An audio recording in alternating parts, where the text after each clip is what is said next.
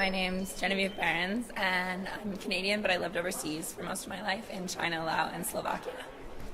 I'm Claire Tuttle, and I'm from Edmonton/here, and I've always lived in Canada. So why are you involved in the conference, and how has the conference been beneficial to you so far?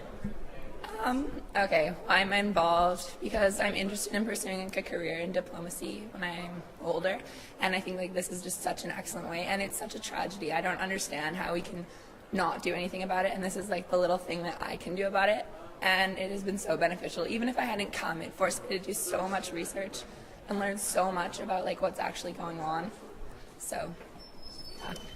I'm here just to get a more broad scope of what perspectives there are on the issue, and what other countries are doing, and what other people just think about what's happening, because I think it's kind of crazy that it's been going on for so long, but not a lot of action from really any big country has happened. So What can you personally take from the conference, and do you believe anything here that is said or done will give birth to legitimate action?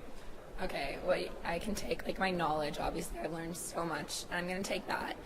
And as to legitimate action, I don't know. I've been involved in a lot of MUNs, and I'm always wondering is this just make believe, or will something actually come of it? And I think that hopefully it'll inspire people to be more involved with what's happening in Darfur, like teenagers, so they'll pressure the government, and then from that maybe something will be born. I think it's a good mechanism to get people involved in sorting through issues that other countries are dealing with, and getting a broader view of what problems are in the world and why there are so many perspectives on the problems. So I think it's good to kind of have a lot of dialogue between people, but I don't know how much of a difference this one conference will make, but I think it's good that the kids are interested in changing things or getting involved. And finally, speaking of perspectives, how important do you think it is to have everyone's perspective available, and to have an open mind to other people's perspective? I think it's really that's the most important thing. That's the only way we're ever going to solve something like the Darfur crisis, is by our governments opening up their minds and actually allowing themselves to see where other people are coming from, and for us to do the same, and to try and put ourselves in the Darfuri's shoes, because if we don't do that, it's just another conflict on the other side of the world. So if we don't take their perspective, nothing's ever going to happen.